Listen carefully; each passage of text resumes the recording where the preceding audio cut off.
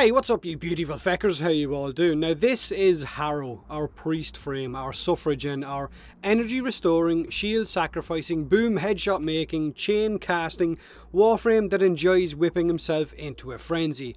Whew, did I leave anything out? I don't think I did. Now, Harrow can crowd control, he can restore energy if he gets the kills, he can heal himself and your squad, as well as giving a crit chance buff to anyone under the influence of his ultimate ability. So he's got a pretty damn good utility to draw from for any mission. Now, his four abilities, to describe them I guess as quickly and basically as possible, are as follows. His first ability is called Condemn. Now this is a crowd control ability that sends out a wave of chains in front of Harrow, and for every enemy controlled by these chains, Harrow's shield is increased up to a maximum of whatever your overshield happens to be. So if and whenever shield gating manages to make its way into Warframe, and that might be a pretty big if, Harrow will be insanely tanky. Now the amount of shield generated by these chains depends on the amount of enemies you hit, but also on the power strength that you have on your Warframe as well. So more power strength means more shield return to you. It's also a one-handed casting ability, so you can reload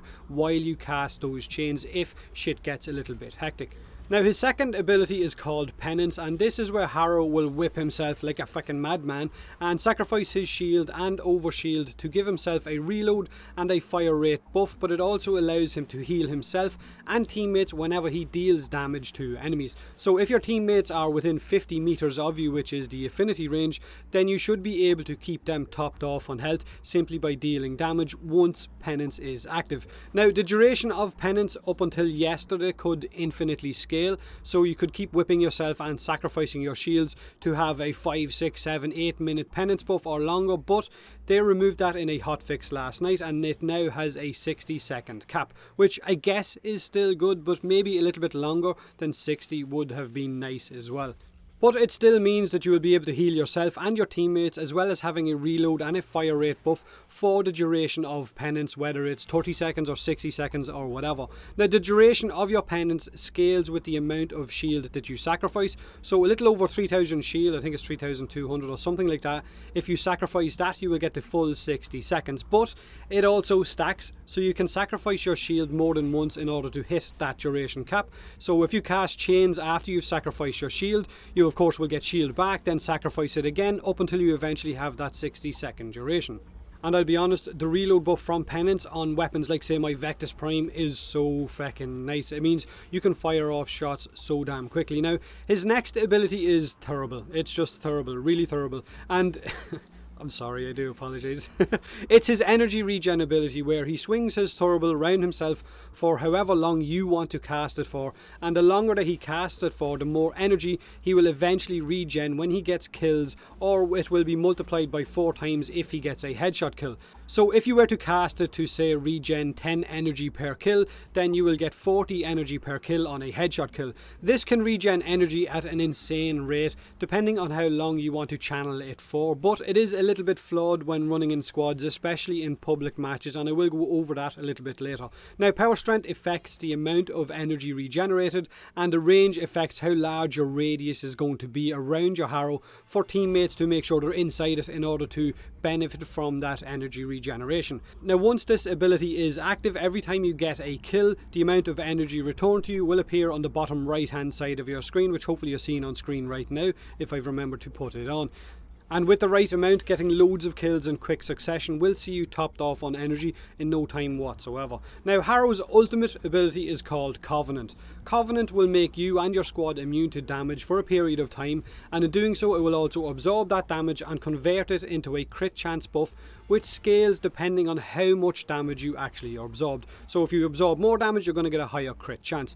Now the maximum crit buff you're going to get from Covenant is sitting at 50%. No matter what damage you take, that's the highest it will go. It's 50% for body shots and 200% for headshots, which is the new true red crit you're going to see is the 200% ones and not those snazzy orange ones. Now this is another ability that is affected by power strength, range and duration, like a lot of Harrow's abilities, so you're going to need a mix of everything to have a solid Harrow build. Now my overall opinion on Harrow is that he's a really good Warframe, and one that's going to be great in a pre-made squad of friends or clanmates on comms, but in a public match he might not be as much fun, for the simple reason, to regen energy he needs to be the one getting those kills, not your teammates. It needs to be Harrow, which in a public match may be a little bit hard to do with all of the high damage dealing Warframes, whether there's a Peacemaker, a Soundquake Banshee, a Slash Equinox and so on. Also, not to mention the powerful weapons that will be getting the kills on other frames as well.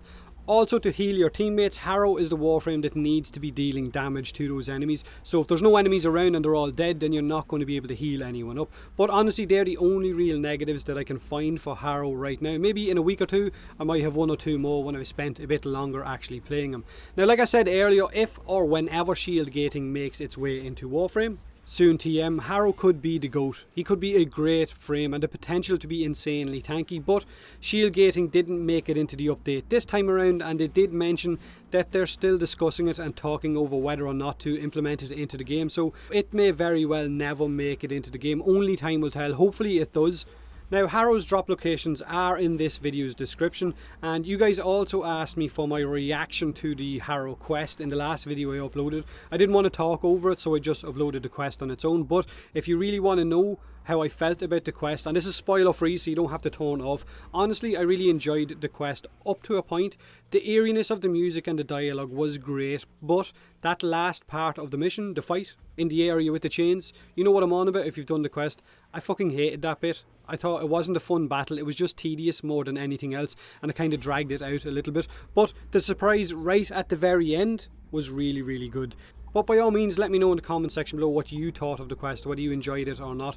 Now, these are my two Harrow builds right now. The first build is my squad build for running with the guys on Discord. With the power strength I have on it, I can simply cast Condemn once or twice and be at my maximum overshield, which I can then sacrifice and have the maximum amount of duration. So redirection isn't really needed for this build. Now, my second build is a much more balanced build for running solo, or I guess in public matches either, and it does require 4 Forma in order to have it.